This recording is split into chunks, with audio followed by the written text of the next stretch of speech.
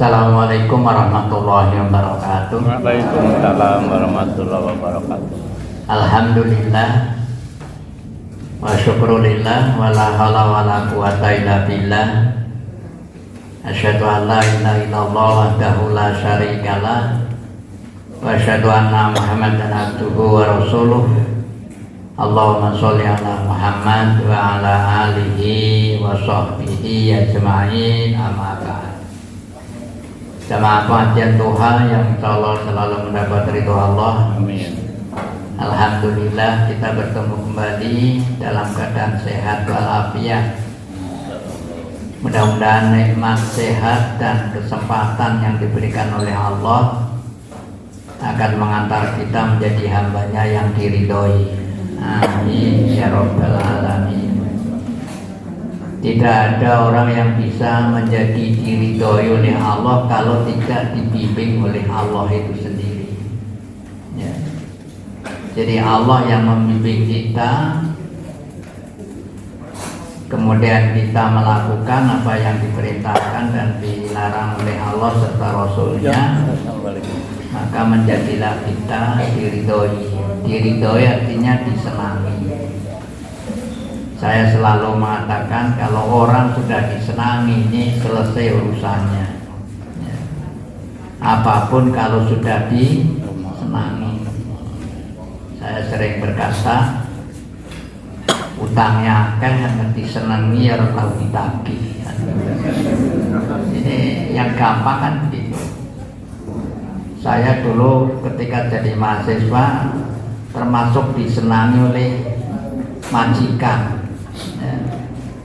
Ya, kadang-kadang Mas Delami lah mboten usah masak. Iku wonten sekul. Mboten usah pados lawuh, iki wonten lawuh. Gara-gara saya kebiasaan saya di desa itu kan nyapu gitulah ya. Itu tradisi nyapu itu ya akhirnya tuan rumah senang gitulah ya. Nah, saya menikmati seperti itu. Dan ketika saya mengadakan pengajian, orang-orang tuanya senang sekali. Ya akhirnya kalau maghrib kadang-kadang saya dikirim perbaikan gizi. Ya. Ini tahun 64, tahun 64 itu kan Masya Allah ya. Kalau yang jadi mahasiswa tahun 64 itu insya Allah orangnya mesti orang cukup ya, karena perguruan tinggi hanya ada di Yogyakarta. Nah kalau kita sudah disenangi Allah, apa yang mau 65 kita risaukan, karena Allah sudah senang. Dan orang yang sudah disenangi, diridhoi itu adalah sahabat.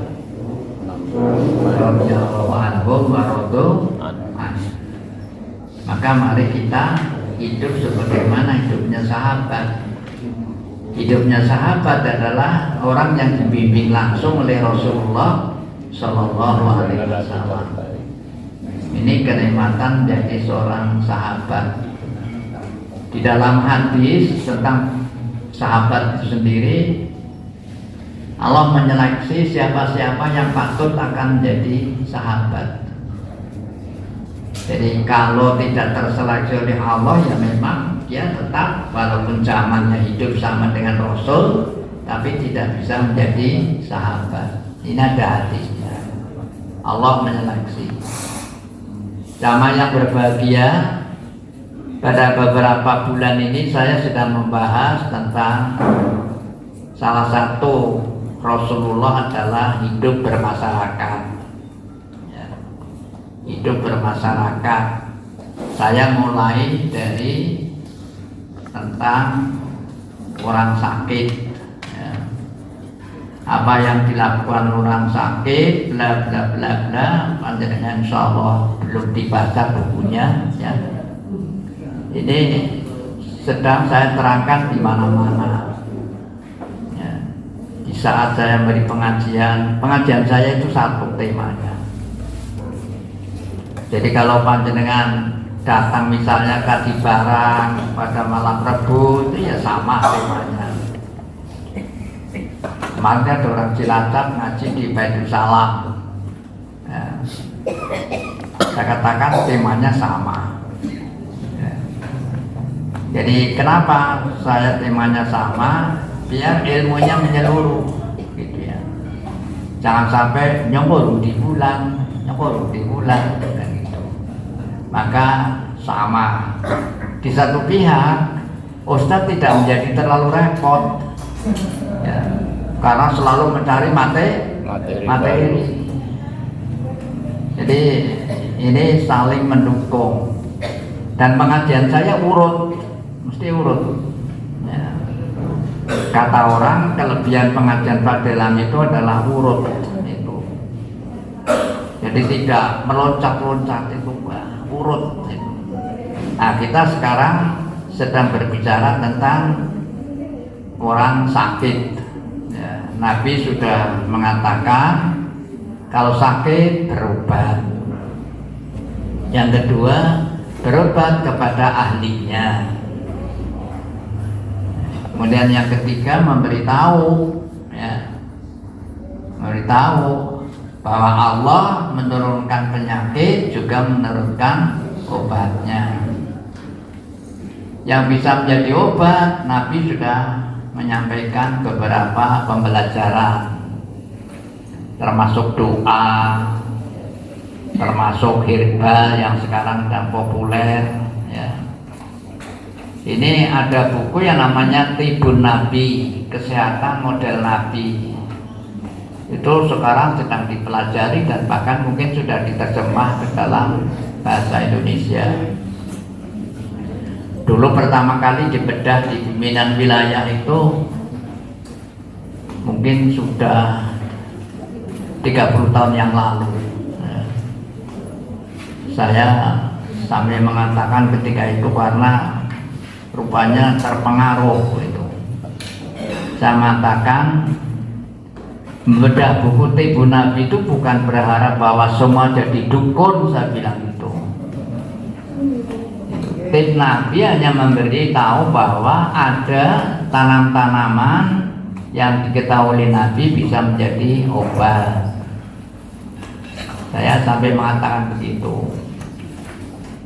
Itu dulu pertama kali kenapa saya dikenal di BWM. Itu saya masih anggota pimpinan daerah ketika itu malam.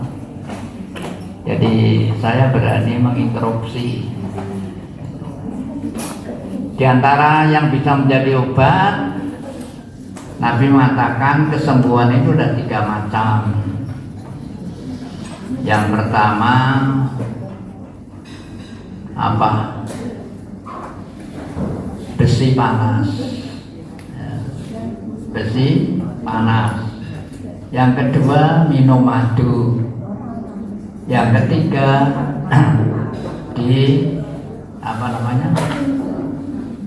disedot apa? Bekam. Ya. Ini Nabi. Cuma Nabi tidak merekomendasi umatnya untuk berobat dengan besi. Lalu Nabi menunjukkan beberapa tumbuhan yang bisa menjadi obat. Yang pertama, madu itu sendiri dalam Al-Quran sudah diabadikan.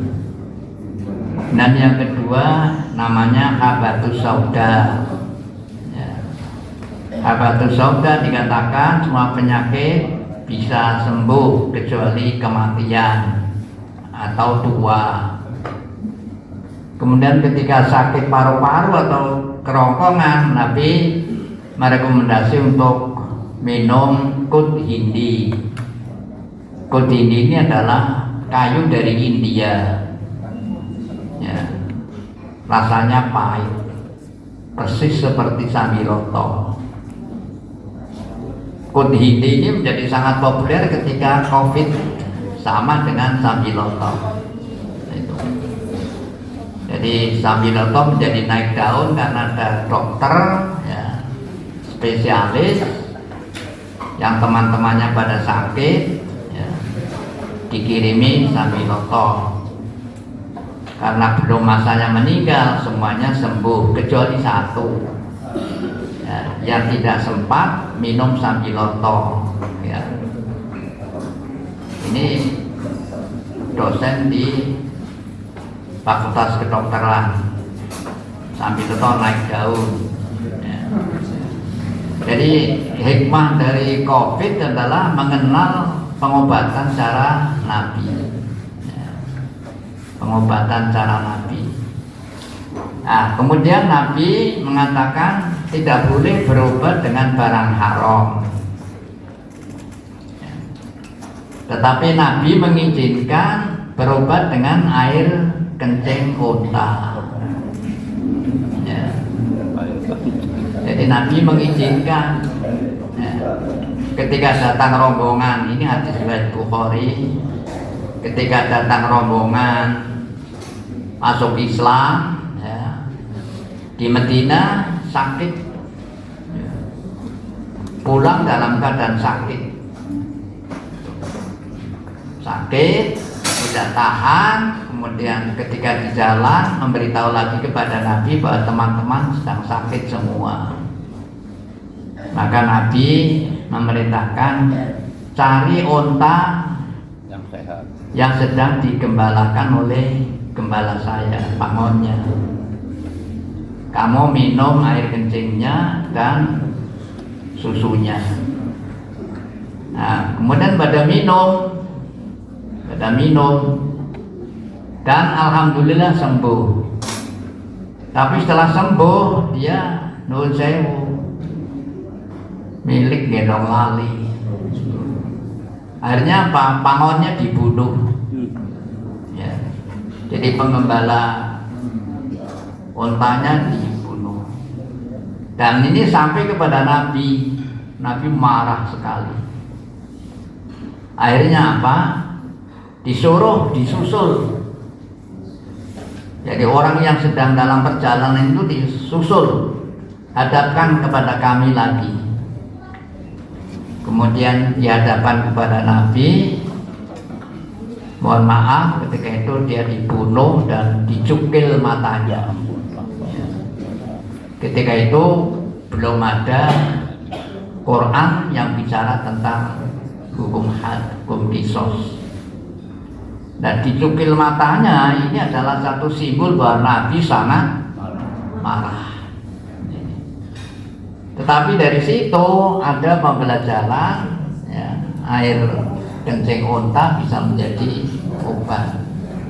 Kemudian di Indonesia menjadi populer air kencing orang. Jadi apa di sini kan? Dulu ada kan? ada ya. Ketika saya bertanya, saya nggak bisa jawab gitu, karena adanya unta, ya, unta. Memang binatang unta ini sangat luar biasa. Saya pernah ngomong-ngomong ketika saya sedang S3 dengan Bapak Profesor Ilmu Nawar tentang unta. Beliau bercerita lebih banyak, ya, lebih banyak tentang air kencing unta, tentang daging unta, dan macam-macam. Jadi sekali lagi ini petunjuk Nabi. Tapi harus sadar bahwa tidak setiap obat bisa menyembuhkan, karena yang bisa menyembuhkan adalah Allah Subhanahu wa Ta'ala.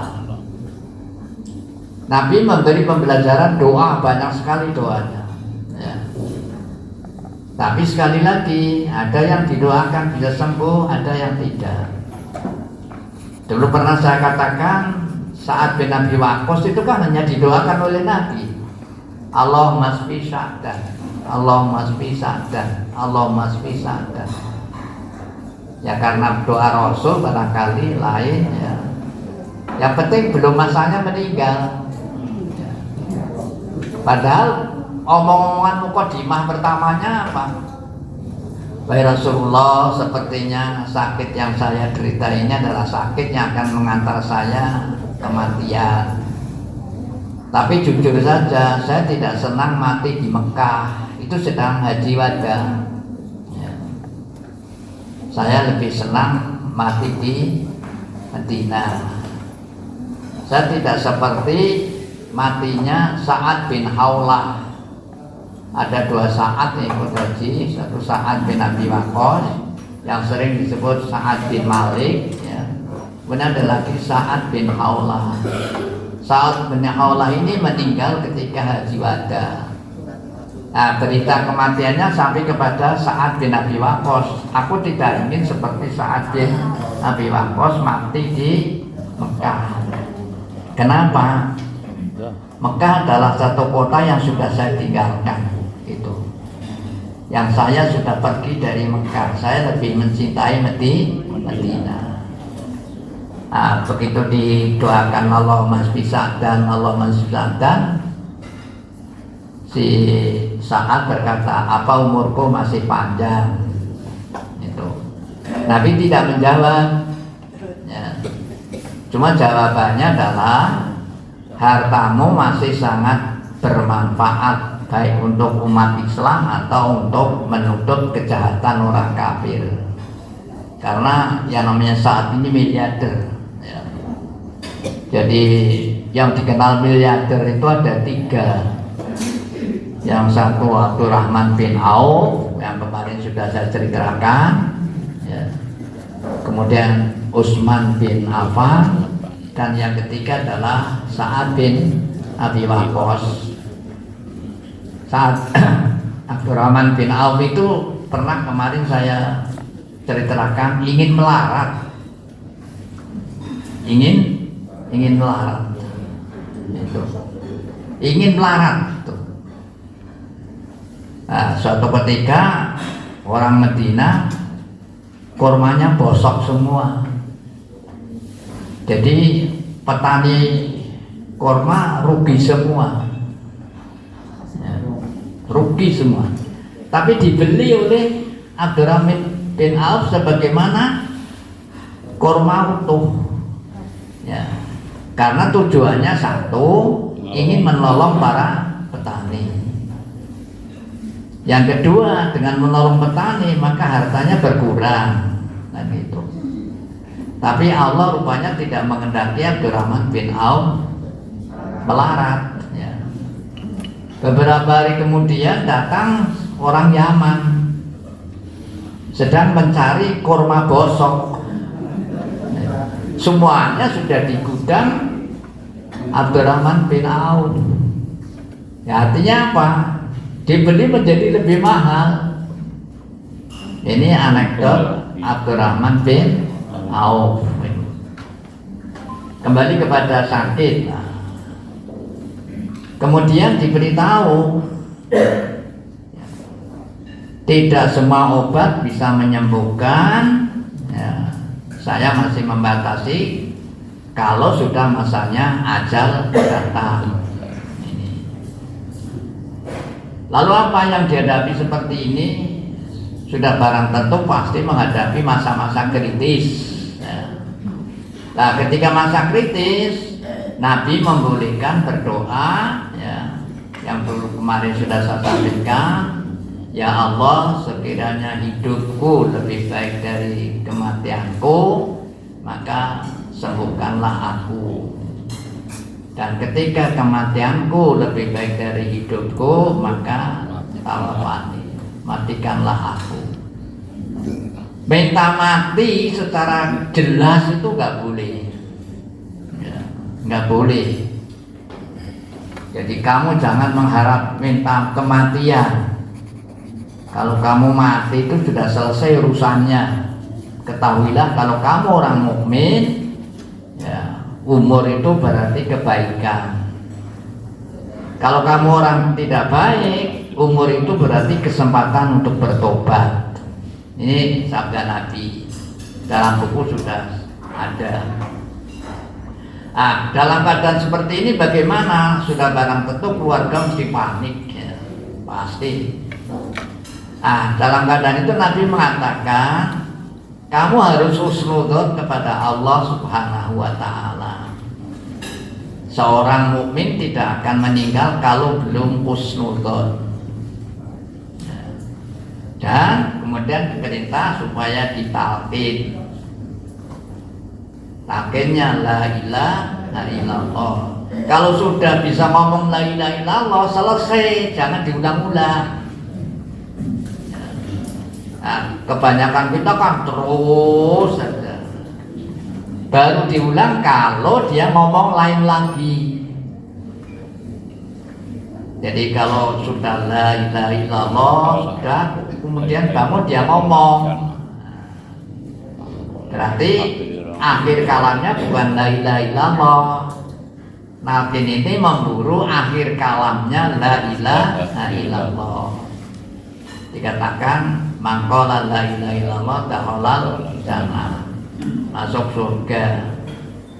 Nah, masih ingat 1 bulan yang lalu, jebulnya tidak setiap orang yang ditalkin ini bisa mengucapkan la ilaha illallah. Penelitian seorang rohaniawan di Rumah Sakit Muhammadiyah Pondok Kopi Jakarta ini hanya menyatakan 27% yang bisa membaca la ilaha illallah. Nah, karena gregeten ya, kenapa orang Islam ditalkin kok hanya 27% yang sanggup? Maka rumah-rumah yang anggotanya bisa mengucapkan la ilaha illallah ini disurvei. Ternyata memang dia orang baik, ya. Ternyata dia memang orang baik, ahli sedekah, sholat malam, puasa dan lain sebagainya. Nah, ini penelitian yang ada di Jakarta. Pendengar yang berbahagia jamaah pengajian, ya. Nabi pernah mentalkin Abu Thalib, ya, tetapi gagal, ya. Sampai dikatakan, wahai paman, ucapkanlah kalimat la ilaha illallah, sebuah kalimat yang aku bisa mempertanggungjawabkan di hadapan Allah. Tapi Abu Thalib tidak mau membaca la ilaha illallah karena di samping Rasulullah ada 2 orang saudaranya, yaitu Abu Jahal bin Hisam dan Abdullah bin Subah bin Mughirah, ya. Begitu Nabi mentalkin la ilaha illallah, saudaranya lalu ngomong, awas loh, kalau kamu mengikuti apa yang diomongkan Muhammad, kamu berarti keluar dari agama nenek moyang. Dan terus begitu sampai mati. Akhirnya Nabi mengatakan, paman, akan aku doakan kamu untuk diampuni oleh Allah selagi saya tidak dilarang oleh Allah. Maka turunlah larangan mendoakan orang musyrik. Ini dalam buku sudah ada. Jamaah yang berbahagia, kemudian Nabi memberi informasi tanda-tanda seorang sakit sudah mati adalah dahinya berkeringat, ya, dahinya berkeringat. Ini hadis riwayat Tirmidzi. Bagi mereka yang biasa, ibu-ibu yang biasanya nunggoni, ini paham betul, ya. Paham betul. Nah, dalam keadaan seperti itu apa? Kata Nabi, kamu tidak boleh ngomong jelek, ya. Karena apapun omonganmu saat seperti itu, malaikat mengamininya. Jadi malaikat mengamininya.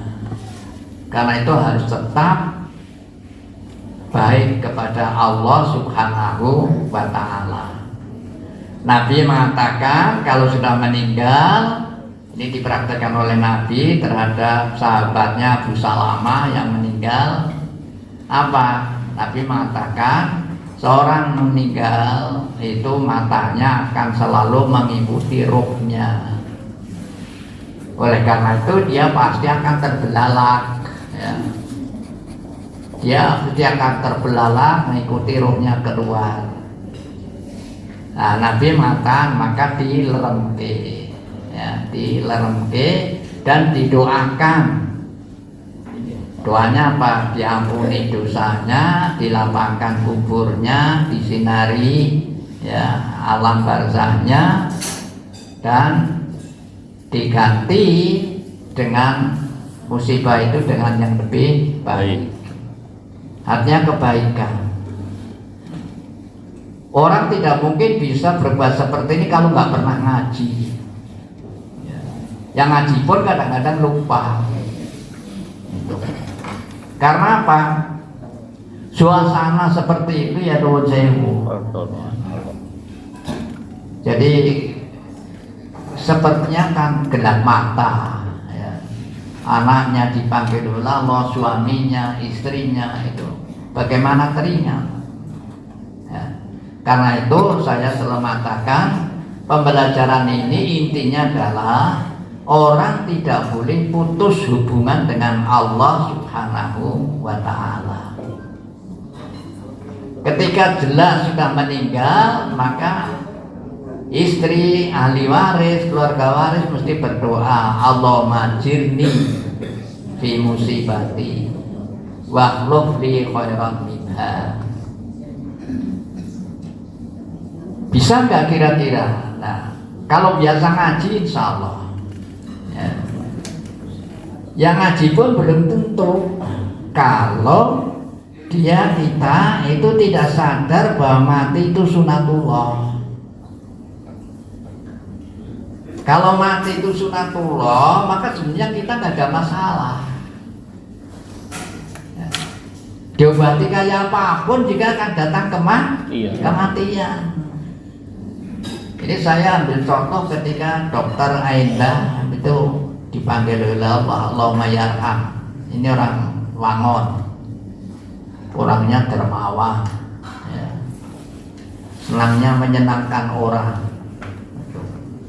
Ya kalau dia datang itu suasana menjadi cair, gitulah, jadi cair. Dia mantan pimpinan cabang Muhammadiyah Wangon. Pasiennya itu luar biasa. Rapat pimpinan cabang itu biasanya di rumah itu jam 1 malam. Setelah beliau selesai praktek, langsung sholat tahajud di rumah beliau. Ketika meninggal di bakal rumah sakit, orang rumah sakit bilang tidak ada yang bisa menolong menurut ilmu kesehatan kecuali satu alat. Satu alat itu yang ada di Surabaya. Maka karena sama-sama dokter kan mudah sekali. Ya. Jadi omong dokter dengan dokter itu masya Allah. Jadi istilahnya sahabat. Salah satu contoh saja, hanya ketika cucu saya patah tangannya di pondok ZIS itu, Pak Gede dia itu adalah dokter. Ya. Jadi menantu saya itu, pulau matur kali Pak Gede itu dokter. Nah, dokter langsung telepon kepada dia. Itu cucu saya di umat. Hanya begitu saja. Maka apa? Sudah. Nanti dibawa ke RSI, saya operasi. Jadi nggak macam-macam. Ya. Ini sesama koleha itu seperti itu. Jadi sama koleha dokter dengan dokter luar biasa solidaritasnya. Kemudian datang alat dari Surabaya. Orang Purwokerto, kata teman-teman saya itu nggak ada yang bisa mengoperasikan. Ini alat bagaimana cara memasangnya, bagaimana itu. Akhirnya panggil lagi dari Surabaya, datang lagi. Tapi Allah memang tidak mengendaki dia umur panjang. Meninggalnya tepat umur 63 tahun. Itu. Kami takziah, kemudian bersama dokter-dokter, ya semuanya mengatakan insya Allah husnul khotimah. Ada dokter itu direktur Rumah Sakit Islam Muhammadiyah Purwokerto. Itu kan teman sekelas saya. Apa iya dok? Iya teman sekelas saya. Nah, dia begitu 3 bulan berikutnya dia dipanggil nyusul temannya. Sehat. Jadi inilah kematian, rahasia kematian gak ada yang tahu. Kakak saya sendiri itu sedang badminton, sedang istirahat minum, ya. Begitu minum begitu wassalam. Jadi nggak ada mukodimah apa-apa. Istrinya saja nggak percaya kok.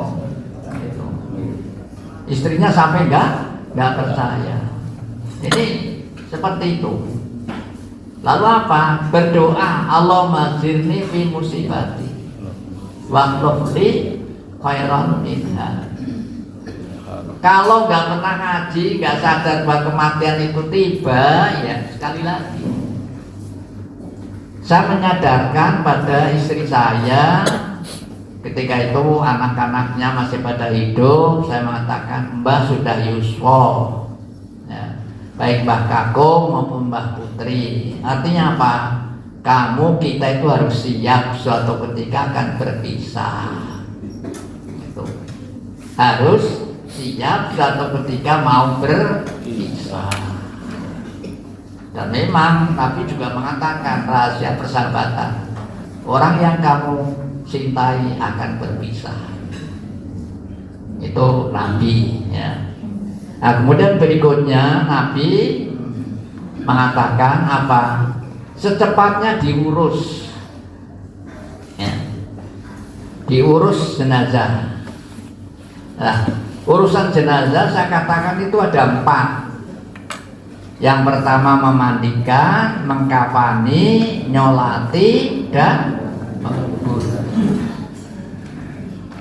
Jadi disuruh oleh Nabi dipercepat. Nah, ketika kita mempercepat, ini masalahnya banyak. Karena apa? Anak-anaknya belum pada datang. Ini sering begitu menjadi kendala. Atau yang kedua ada Jogja lain dengan dan kita. Ya. Saya ketika kakak saya meninggal, ya, kakaknya Bude Lami, ya, subuh sedang wudu jatuh, ya, tidak sadar, baru rumah sakit, wassalam, gitu ya. Saya sedang di jalan, itu dikatakan Pak B sudah meninggal dunia, dan itu. Saya innalillahi wa inna ilaihi raji'un. Terus mengatakan, saya minta kubur nanti sekelasnya. Seterusnya segera disiapkan untuk penguburan, karena meninggalnya masih jam 10. Gitu. Saya ke sana, docewu, boten dikubur dinten iki om, kenapa sih? Ngenjak, kok ngesuk? Itu, yang jog-jog untuk bermalam 1 malam. Nah ini. Jadi kubur berikutnya yang masih dengan berbagai macam luar biasa, ya. Jadi ini ada Jogja memang sulit sekali hilang, ya. Karena nasi ngopeni masalahnya, ya. Kalau nggak ada yang ngopeni itu Muhammadiyah jalan, tapi Muhammadiyah kalah karena yang ngopeni banyak sekali. Kakak saya orang Muhammadiyah, paham semuanya. Yang hadir ketika itu ya kenal saya, banyak yang kenal, ya. Orang-orang Muhammadiyah Jogja. Secara kebetulan baru saja turun dari umroh belum lama, jadi teman-teman umrohnya semuanya kaget. Dan itu Muhammadiyah semua. Gitu. Ya disinilah takluk dengan kekerasan, ya, keperkasaan ada. Bahkan ada yang sombong sekali di Sukaraja itu, ada yang sombong. Ini orang Muhammadiyah murni yang meninggal. Gitu. Tapi anak-anak itu mengatakan, kalau tidak boleh diurus model kami, silakan urus sendiri. Itu kan kayak ya. Ya akhirnya ya nuwun sewu dengan adat itu. Sama nasib mati orang ngerti. Kamu sudah tidak bisa berkuasa, karena kamu juga nggak mungkin akan mikul sendiri, mendam sendiri, nggak mungkin. Siapa yang dosa? Ya mereka. Jadi kalau nggak mau diurus model kami, silakan pendem dewek. Ini di Purwokerto tempat saya dulu juga pernah berlaku seperti itu. Ya. Sehingga ketika Dokter Baktiono meninggal itu, suaranya menjadi nggak enak. Padahal Dr. Baktiono orang Muhammadiyah, semuanya tahu. Ya. tapi diurus model mereka karena diancam kalau tidak mau ya urus sendiri. Ini ada, jadi menyegerakan anak insya Allah tidak akan menjadi masalah kalau anaknya dingerteni ya. Karena orang mati itu bukan jadi beban anak tetapi menjadi beban tetangga. Maka dulu saya katakan tetangga itu sangat sentral ya. Kita ini sebenarnya menjadi beban tetangga. Kenapa kita harus baik dengan tetangga? Nuwun sewu, ketika anak saya mau lahir pertama kali 1 Juni tahun 74, saya sudah ngajar di mana, Karanglewas, ngajar di Karanglewas, di Pasir, itu ngajar. Pulang ke rumah istri saya sudah nggak ada. Nah, kalau tetangga datang, nuwun sewu Mas Delami, kan garwa pun kula antar ke rumah sakit karena mau babaran, kan tetangga. Ya saya terima kasih, matur nuwun gitu ya. Biung saya itu dukun ya, dukun baji. Jadi saya dapat cerita tanda-tanda mau melahirkan bla bla bla bla itu diberi penjelasan. Menurut teori saya, teori biung saya ini belum akan babaran, babaran. Tapi orang sudah ribut. Yang benar adalah perhitungan model biung saya. Itu. Akhirnya bermalam 1 malam baru melahirkan. Ini. Tapi tetangga, semuanya tetangga. Oleh karena itu saya wanti-wanti pada bapak-bapak yang putranya jauh-jauh ini disadarkan. Disadarkan, ini dimandikan ya. Memandikan sudah ada pembelajarannya. Apa yang berikutnya, mohon maaf, setelah kematian memberitahu pada sanak saudara ya. Memberitahu. Nabi sangat kecewa ketika suatu ketika itu pada halaman 723 ya, ada sahabatnya yang mati malam-malam, dikubur malam, diurus malam, Nabi tidak diberitahu ya. Kenapa tidak diberitahu? Karena pikiran para sahabat kasihan Nabi, malam, gelap, dan macam-macam.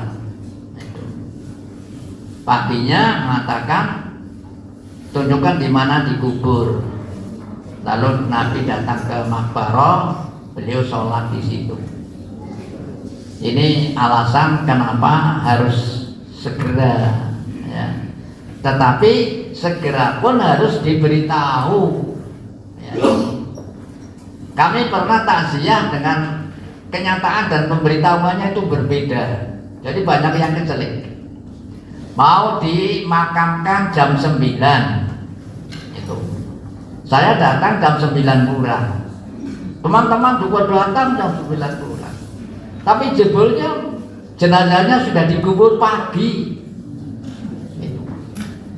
Ya, ini satu contoh. Saya mengatakan nggak ada masalah, tapi saya menyesal. Saya tidak bisa nyolati. Teman-teman juga seperti itu. Jadi sekali lagi ini saya katakan beritahu. Kepentingannya apa? Kepentingannya karena sholat jenazah. Makin banyak yang nyolati, kata Rasulullah, jenazah makin bahagia. Oleh karena itu sebenarnya fungsi takziah itu ada 3 ya.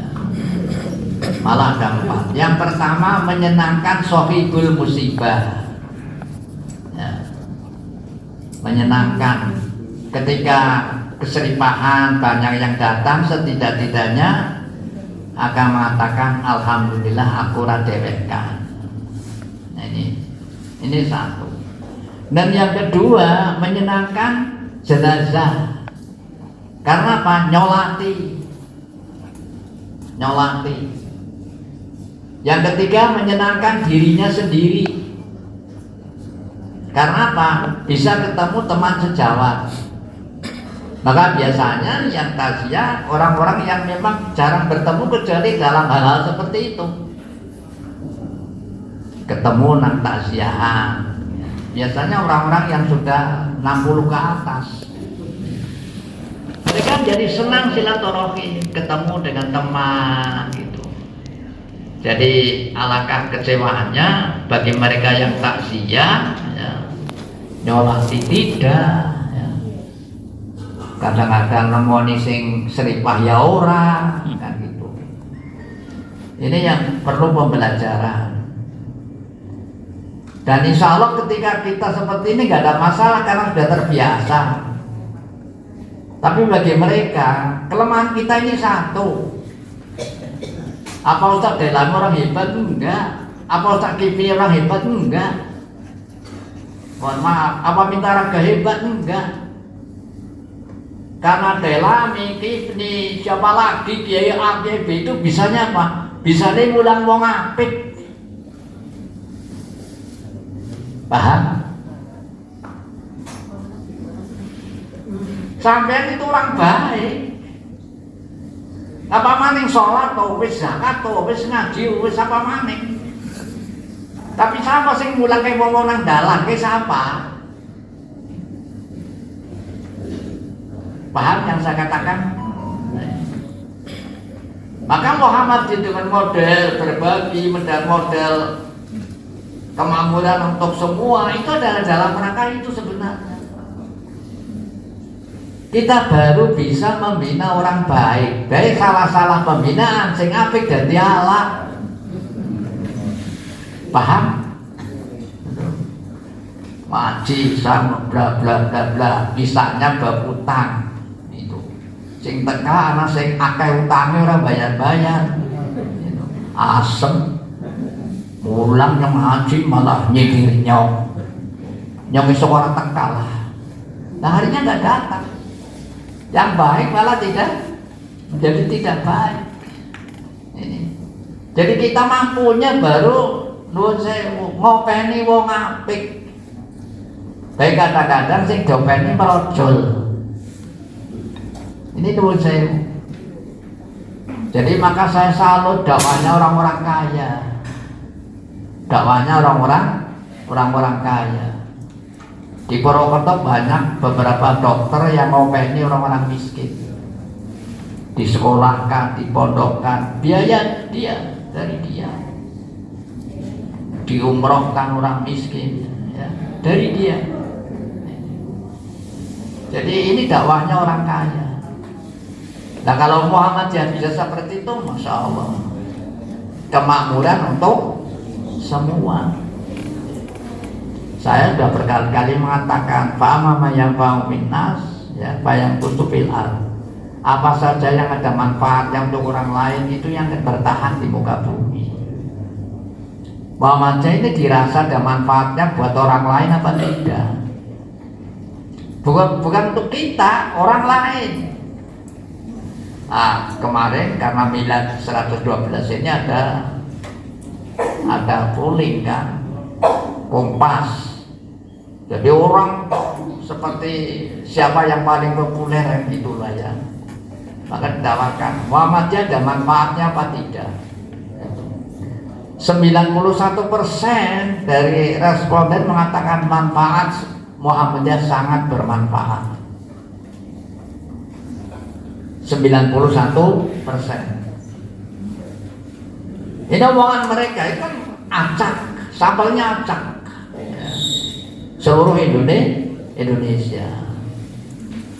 Dan saya juga meyakini bahwa Muhammadiyah itu ada manfaatnya. Ada seorang profesor doktor.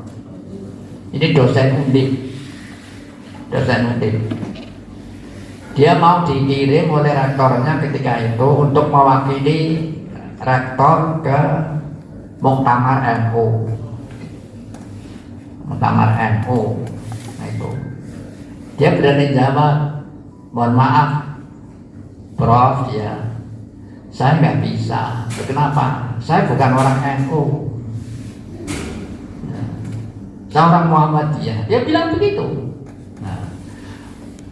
Dia berani menjawab seperti ini kan dicari orang apa sebabnya kan gitu. Kok wani orang bantah perintahin rektor. Nah, teman-teman kita mencari tahu jawabnya apa dia? Bagaimana saya lepas dari Muhammadiyah? Nggak mungkin, karena Muhammadiyah itulah yang menolong saya. Dia mengatakan begitu. Saya bisa jadi dokter, bisa menjadi dokter Andes, MIPA itu karena Muhammadiyah. Apa? Jebulnya ketika dia menjadi mahasiswa itu kehabisan dana. Muhammadiyah mendekati. Oh setelah pemulang benang SMA Muhammadiyah 1 karo kuliah. Insya Allah kamu bisa terus kuliah. Jadi artinya apa? Dia nggak bisa putus sekolah karena lalu mengajar ada imbalan lalu untuk bayar SPP. Ini manfaat yang nyata. Yang kedua, ini di Sempor. Ada SMP Muhammadiyah Sempor. Itu terkenal bahasa Inggrisnya. Anak-anaknya memang luar biasa. Anaknya ngarit, deres, itu ngomongnya bahasa Inggris. Dengan sesama temannya itu ngomongnya bahasa Inggris. Di sana kalau terang itu nggak ada air, di Sempor. Waduknya kan di bawah, di atas. Saya 3 kali ke sana ke SMP Sempor. Dia cabang datang ke wilayah minta tolong bagaimana agar kami punya sumur. Ya. Maka Muhammadiyah ketika itu masih zaman Pak Marfuji itu berusaha untuk mendapatkan dana. Kemudian dapat dana, ya. Ada sumur ya, di situ. Dia nggak pernah asap, tapi airnya hanya sedikit saja. Lalu masyarakat mengatakan jangan bikin itu sajalah yang diperbaiki. Jadi sumur itulah yang diperbaiki dengan dana dari bantuan luar negeri itu malah kepada Muhammadiyah. Ya. Kalau nggak salah dari Jerman. Itu. Akhirnya apa? Terkenal jadi sumur Muhammadiyah. Ya. Saya diundang ketika SMP mengumpulkan wali murid, yang datang penuh, tumben saya bilang gitu. Biasanya kan kalau wali murid datang kan yang ke pasar, ngulang. Artinya nggak begitu ngeh gitu. Nah, saya selesai ceramah, saya tanya, yuk dekat. Jadi terputih dalamnya, pulau tengeriko. Biasanya dagang apa teng sawah, pulau biasanya kita sapi. Loh niki abi beraya Pak, kok bisa rawuh tengeriki? Jadi jawabnya apa? Saya nggak bisa melupakan Muhammadiyah karena saya merasa dibantu oleh Muhammadiyah. Dia orang sholat apa tidak, wallahu a'lam. Apalagi kalau di desa saya, semua kematian yang ngurusi itu Muhammadiyah. Asal RW daerah saya kematian itu mesti Muhammadiyah, sudah sikap. Mau ditanya mau dikumpul jam berapa, itu sudah otomatis. Tendanya semua yang mandiin yang apa semua sudah beres semua. Sholat atau tidak sholat asal orang Islam. Kalau non Islam memang sudah diberi pembelajaran oleh kakak saya yang Allahumma yarham tadi, tidak perlu diurus karena bukan orang Islam. Salah-salah malah jadi masalah. Nah, itu. Jadi ini memberi manfaat. Insya Allah Muhammadiyah memberi manfaat. Nah, ketika memberitahukan kepada teman-temannya, ada juga anekdot. Ya. Ada seorang sahabat namanya Hudzaifah ibnul Yaman. Hudzaifah ibnul Yaman itu seorang sahabat yang sangat terkenal. Ya. Wajahnya bagus, menarik. Ya. Ini ada cerita khusus yang ditulis oleh Hamka tentang Hudzaifah ibnul Yaman. Ibnu Yaman pernah mengatakan, kalau aku mati, jangan kau beritahukan kepada teman-teman. Saya khawatir itu sudah termasuk niyahah, ya, meratap itu. Ini barangkali anekdot lah ya. Ya, sahabat kan perasaannya banyak kali. Tetapi Nabi jelas ketika Raja Najasyi meninggal, beliau mengumumkan. Ya. Mengumumkan. Di mana mengumumkannya? Ya saya kira karena Nabi rumahnya dekat masjid, ya di masjid, sehingga orang pada datang ke masjid. Sekarang kan ada masalah, apa iya masjid mengumumkan kematian kan gitu. Itu kan sekarang. Nah kalau orang mengumumkan di masjid kematian ini Nabi seperti itu. Jadi sebenarnya gak ada masalah kok, itu kebaikan kok. Kebaikan. Jadi desa saya kalau ada di innalillahi wa inna ilaihi raji'un, sudah meninggal saudara A tadi malam jam berapa, akan dikubur besok pagi misalnya, bla bla bla, itu di speaker ya. Nah orang lain mengatakan mau masjid gua kan malah pengumuman kematian ya. Nah, ini rujukan Nabi mengumumkan kematian Najasyi, jadi boleh diumumkan atau malah diperintah. Kemudian bagaimana memandikan? Ya, memandikan. Saya mengatakan ada satu yang barangkali kesalahan umum. Ya, kesalahan umum. Apa? Jenazah itu dimandikan dimulai dari anggota sebelah kanan anggota wudhu. Bahasa Jawa ini diwudoni dulu, itu loh. Mestinya wudhu sendiri, tapi nggak bisa wudhu lalu diwudoni. Jadi Nabi mengatakan ibda'u bima yamiha min a'dha'il wudhu. Mulailah dari anggota badan kanan anggota wudhu. Ini pernah juga terjadi ini pengalaman pribadi. Saya mau rapat ke Semarang dengan Mas Umar. Mas Umar adalah ketua LPCR dulu. Tiba-tiba di Temanggung saya ditelepon istri yang sakit. Yang sakit namanya Santoso SH, mantan Sekda Purwokerto. Dia orang Muhammadiyah dan anggota BPH UMP, jadi sering rapat bareng. Mengatakan, Ustadz, Pak Santoso innalillahi sudah dipanggil oleh Allah. Ini istrinya sendiri, belum dimandiin.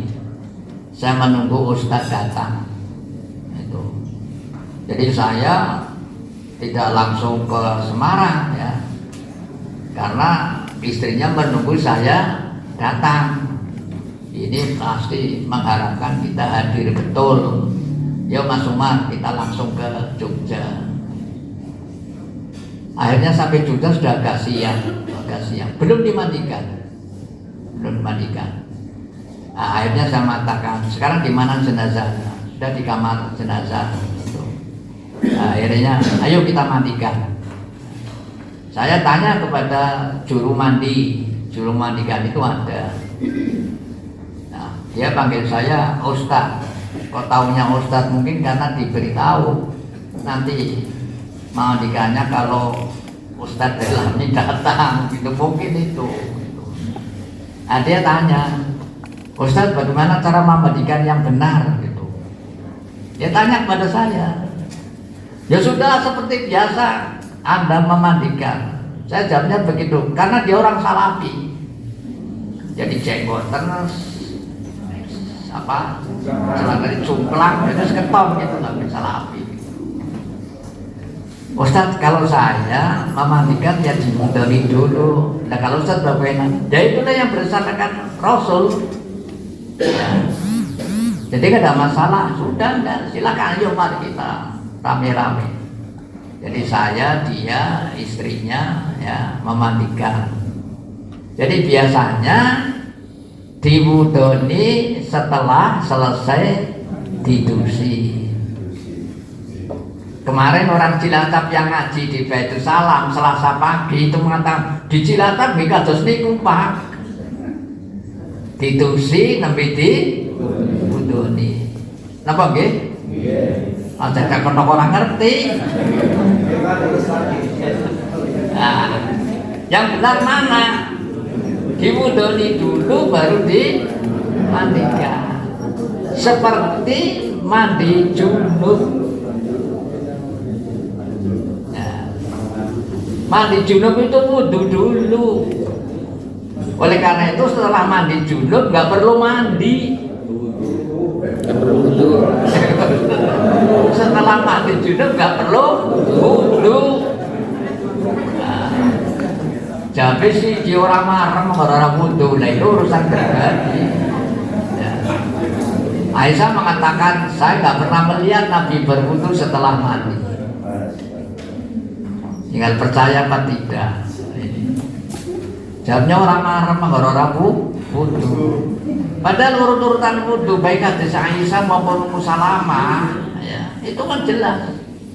Apa? Nabi berwudu sebagaimana wudunya mau sholat. Ya.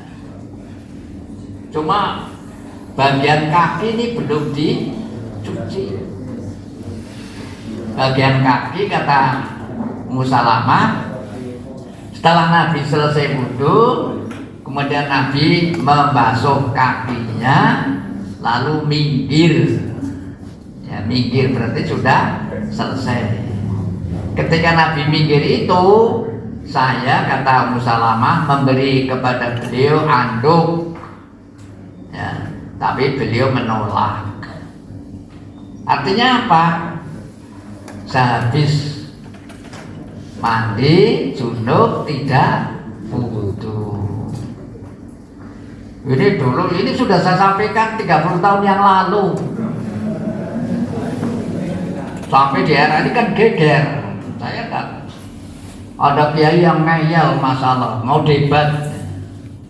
Saya katakan terima kasih kalau Anda mau datang ke tempat saya, tapi biar enggak ayel-ayelan, sampean bawa hadis nopo kitab nopo. Aja menang omong itu. Akhirnya nggak jadi datang. Oh jelas hadisnya jelas Nabi nggak pernah wudu setelah mandi. Nah dalam hadis ini ya Ummu Atiyah ini terkenal karena yang pertama dalam bidang kematian dan yang kedua dalam bidang sholat Jum'ah. Itu Ummu Atiyah ini. Ummu Atiyah ini adalah orang yang sering memandikan jenazah, termasuk jenazah-jenazah putri Rasul. Ini. Ketika memandikan putri Rasul ini, Nabi memerintahkan apa? Ibda'u biyama bimayamiha.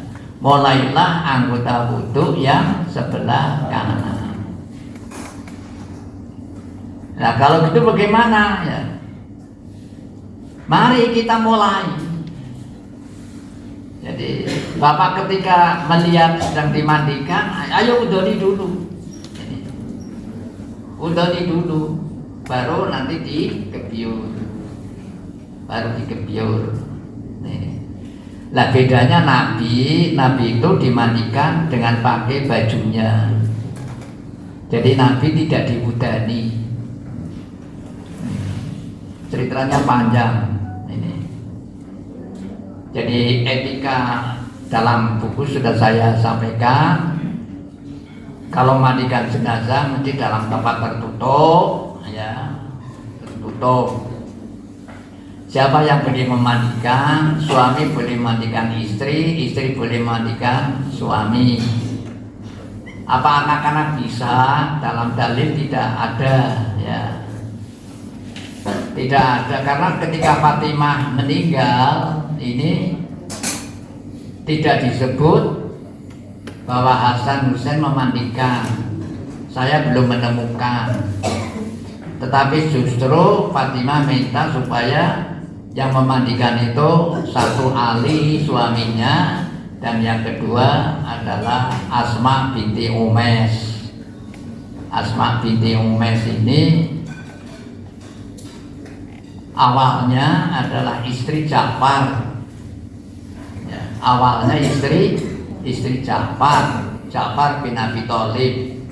Ja'far wafat pada syahid pada perang Mu'tah. Ini. Kemudian jandanya Asma Umes binti Umes ini akhirnya dinikah oleh Abu Bakar.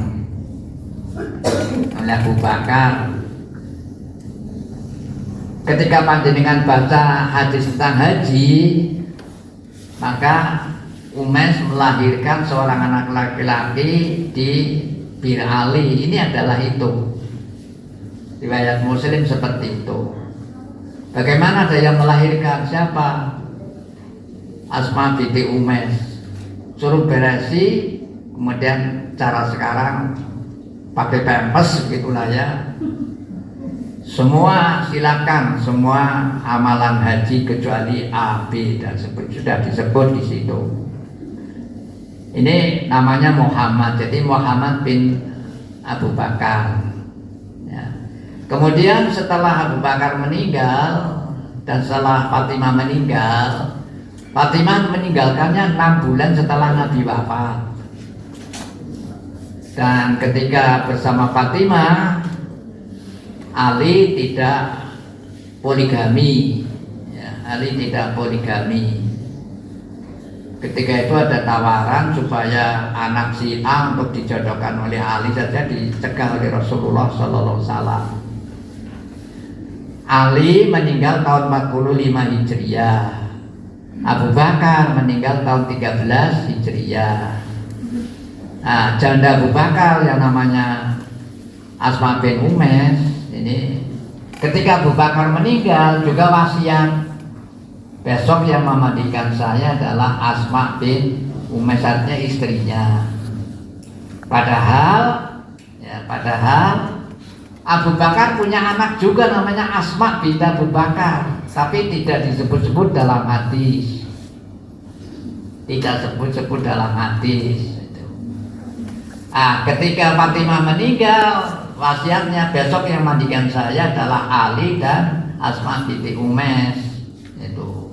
Ketika itu belum menjadi suami Ali. Ya. Artinya apa? Bayu IP itu dulu ya. Bayu IP. Karena Ja'far itu dulu. Nah, dengan Ali punya anak. Ya, jadi anekdotnya di sini, Asma punya anak 3, tapi bapaknya 3. Ya. Jadi anaknya 3 tapi bapaknya 3. Dengan Ja'far lahir 1, dengan Abu Bakar lahir 1, dengan Ali lahir 1. Ini. Nah, saya mempelajari seperti ini barangkali ini adalah bukan karena nuwun sewu serakahnya laki-laki. Ya, bukan. Saya mempelajarinya karena ada perintah untuk menikahi janda, 1. Yang kedua, mengorangkan orang. Ya, mengorangkan orang. Jangan seperti nuwun sewu ketika suami Hafsah meninggal dunia. Ya. Suami Hafsah meninggal dunia kan namanya Unes. Ya. Sampai Umar mencari siapa yang mau jadi suaminya. Ini ceritanya panjang. Nah, barangkali dari itulah kemudian menjadi tradisi. Biasanya kalau sahabat temannya meninggal, ya temannya mengawini, ya, karena ada poligami. Tapi ini nggak perlu dicontoh, nggak perlu dicontoh. Gara-gara ngaji Pak Delani lah, nggak perlu dicontoh ini. Ya. Jadi sekali lagi Ini rupanya tradisi yang saya lihat mengorangkan orang. Ya, saya lihat sendiri ketika bapak saya meninggal dunia, itu teman sejawat bapak yang duda-duda itu teman akrabnya, orang-orang terhormat itu melamar, ya, ingin meneruskan persaudaraan dengan model seperti itu. Tapi biung saya nggak mau, karena biung saya rumongso, anaknya akeh malah ngerepoti wong liya. Jadi biung saya punya anak 10, ya. Saya anak yang nomor 7. Ketika bapak saya meninggal, saya baru tamat SMP. Ini jadi apalagi ada adik saya yang masih 3, ya. Semuanya masih perlu perawatan dan seterusnya. Jadi kembali kepada ini mandikan. Apa anak boleh mandikan? Menurut saya boleh. Suami istri itu sebenarnya kan orang lain, paham? Hah? Paham? Istri itu kan orang lain, menjadi halal hanya gara-gara angkah tukar wazawaj tukar. Apalagi anak yang darah dagingnya sendiri. Ini menurut saya. Maka saya mengatakan sebaiknya ya paling benar mahramnya, ya, mahram itu adalah orang-orang yang tidak boleh dinikah. Ini orang Cilacap menyebutnya muhrim. Di mana-mana kan yang terkenal muhrim, bukan mahram, ya. Seperti bulan itu mestinya kan bulan Maulid, ya. Tapi di Indonesia populernya bulan Maulud. Maulid itu waktu dilahirkan, kalau maulud yang dilahirkan, ya. Kalau ngomong bulan maulud adalah bulan kelahiran, harus bulan maulid gitu. Bulan maulid ini diskusi panjang karena yang sering ngomong orang ngerti bahasa Arab kan repot. Sudah jam 7 lebih, ya. Sekarang saya katakan tadi istri suami boleh mandikan. Ada hadis, ini ada hadis dari Abu Dawud. Abu Dawud mengatakan begini, Aisyah pernah ngangluk. Tahu ngangluk? Mengeluh. Wahai Rasul, kepala saya sakit, kepala saya sakit. Rasul juga nambah, aku juga sakit. Wahai Aisyah, nggak usah khawatir. Kalau kamu mati dulu ketimbang saya, maka semuanya besok saya yang akan ngurusi. Saya akan memandikan kamu, saya akan ngafali kamu, saya akan nyolati kamu, dan saya akan mendem kamu. Nah, rupanya ini sebenarnya Aisyah kan istri yang sangat manja sebenarnya, manja dan sangat cemburu. Ketika mendengar jawaban seperti itu dalam hadis lain itu, ini lillahi, jebul Rasulullah seperti itu ya dengan saya gitu. Artinya cintanya luar biasa. Nah, kalau saya tahu seperti itu, saya biarkanlah Nabi Nuh nikah dengan siapapun. Itu sampai seperti itu, ya. Jadi ini dikatakan kalau kamu mati nanti saya ngurusi, yang mendem, ya, yang mandi, yang ngapani. Itu satu indikasi bahwa suami boleh ini. Nah, suami menjadi halal kan karena apa? Angkah tuka wazawat tuka kobil tuh nikah. Nah, kalau anak, ya, anak adalah betul-betul mahram, ya. Jadi berdasarkan ini, ya, walaupun saya belum menemukan hadis ketika Ali meninggal juga dimandikan oleh anak-anaknya, saya belum melihat ya, karena ilmu saya sangat terbatas, sudah barang tentu ya. Tapi saya berkeyakinan selama mahram ada adat yang luar biasa zaman kuno, di sini masih jalan apa tidak, walau a'lam ya. Ini yang sering saya singgung adalah merden. Merden ini zaman kemarin itu masih seperti zaman di tempat saya tahun 63 sebelum ada Muhammadiyah. Jadi ketika mati itu kan masih zaman dulu kan dipaku. Zaman dulu kalau mengusi mati kan dipaku. Itu rebutan yang mampu, laki-laki perempuan, siapapun mukrim atau tidak. Ini saya mengatakan, masa merden seperti itulah, saya begitu. Kamu orang merden harus bertanggung jawab, saya bilang gitu. Ya kepripun, ya ikutilah Rasulullah. Itu. Yang mati kalau laki-laki ya laki-laki yang ngurusi, kalau perempuan ya perempuan, itu minimal. Itu minimal, nggak seperti itu. Nah kemarin saya buka lagi di Baitul Salam, itu ada Ustaz Amrullah, itu terkenal sekali, dia orang merden. Ini tanggungan Ustaz Amrullah, merden digarap, saya bilang gitu. Sekarang baru mulai ya, disosialisasikan siapa yang mandikan dan seterusnya. Padahal di situ udah masalah copet TB wong Muhammadiyah. Muhammadiyah semua yang namanya merden itu. Sampai ada sekolah bal-balan itu kan Muhammadiyah yang punya itu. Ini merden. Jadi kalau orang merden itu mesti orang Muhammadiyah, insya Allah. Kalau orang pendatang lah mungkin orang NU. Ini merden. Jadi saya katakan Mas Amr digarap, gini ku sampun kula mulai. Kalau ingin pun pelatihan memandikan, bikin tim dan seterusnya dan seterusnya. Saya katakan dengan orang merden, ini urusan kamu. Kalau kamu ngurusi orang lain, desamu begitu, kamu akan dimintai pertanggungjawaban oleh Allah Subhanahu wa Ta'ala.